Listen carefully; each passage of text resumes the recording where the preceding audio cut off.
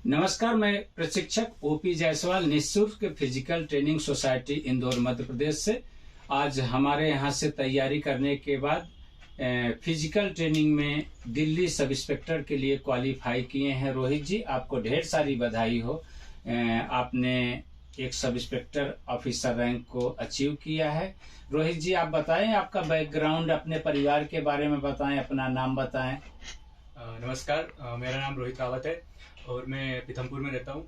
और मैंने OP group constable के टाइम ज्वाइन किया था और मैंने उस टाइम भी कांस्टेबल में भी सर की मदद से क्वालिफाई किया था। मध्य प्रदेश पुलिस में क्वालिफाई किया था, लेकिन मेरिट में मैं बाहर हो गया था।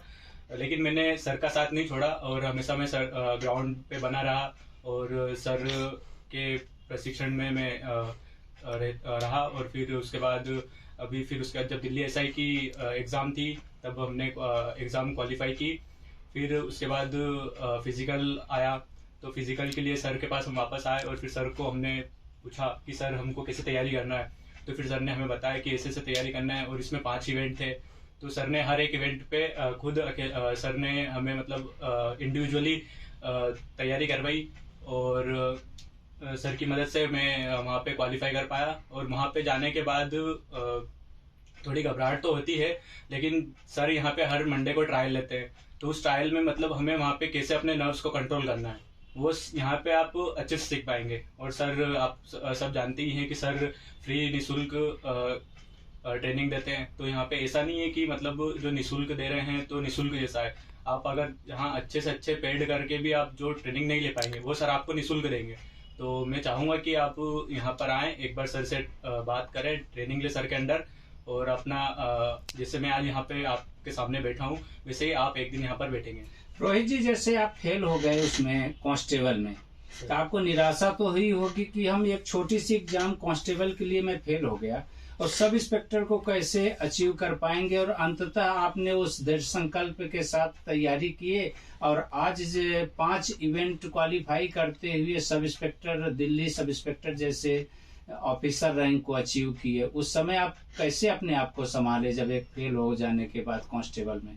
सर, जैसे ही मैं कांस्टेबल में जिस दिन मेरिट आई थी उस दिन हम बाहर हुए। लेकिन उस दिन बुरा तो लगता है, सबको लगता है, लेकिन अपने आप को तैयार किया कि नहीं मैं इससे और अच्छा कर सकता हूँ। और उसको पॉजिटिव वे में मैंने लिया कि हो सकता है कि मेरे लिए और अच्छा कुछ हो सकता है।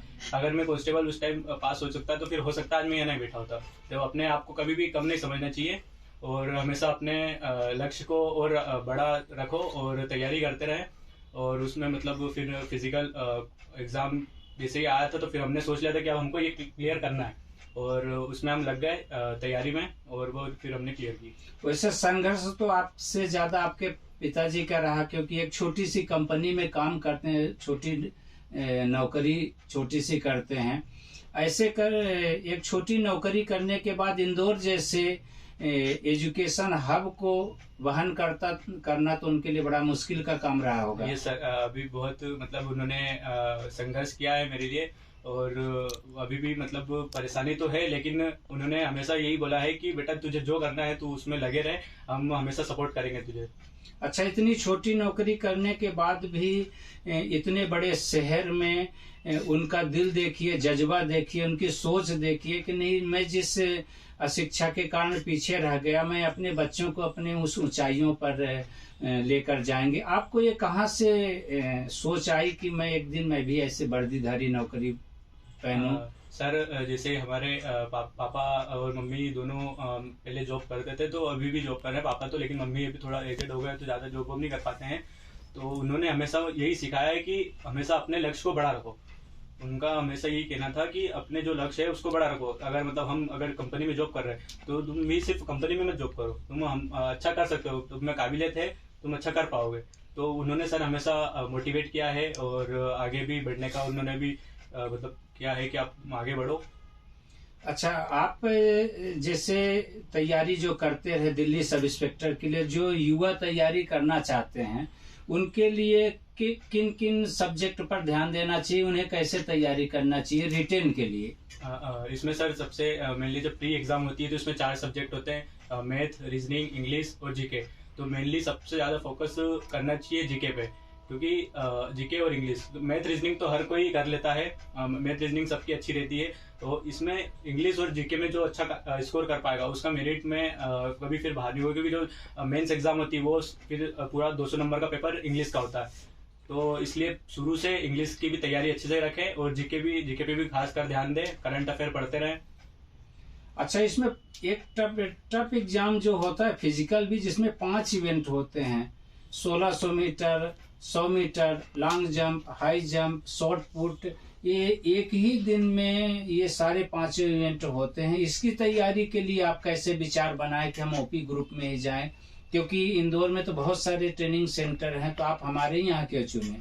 सर, जैसे कि मैं पहले भी बताया कि हम कांस्टेबल के टाइम भी आए थे, तो हमने उसी टाइम देख लिया था कि जो यहाँ पे मेहनत करवाते हैं सर, ये मेहनत वहाँ पे रंग लाएगी, क्योंकि 5 इवेंट एक ही बार में करना मतलब टफ है थोड़ा, और यहाँ पे सर करवाते मेहनत, और जो सर की मेहनत है वो आप अगर सर के अंडर में रहेंगे तो आप इजीली वो वहाँ पे आपको लगेगा ही नहीं, क्योंकि यहाँ पे हम हर मंडे को ट्रायल देते थे।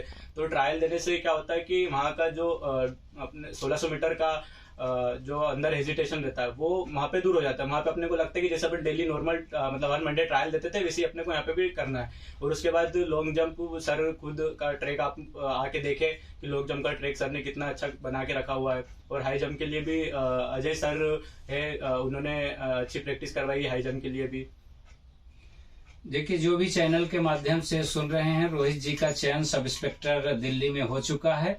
और जो भी गरीब युवा जो फीस नहीं अफोर्ड कर पाते, जिसमें देशभक्ति का जुनून है, जज्बा है, उत्कृष्ट राष्ट्र का निर्माण करने में सहयोगी बने, और इस तरह से ओपी जायसवाल निःशुल्क फिजिकल ट्रेनिंग सोसाइटी इंदौर में आके अपना भविष्य बनाए। आपको एक बार पुनः ढेर सारी बधाई। आपके माता पिता को नमन है जो ऐसे जज्बे को लेकर एक शेर दिल बेटे को हमारे पास भेजे। जय हिंद, जय Bharat. Thank you sir, thank you.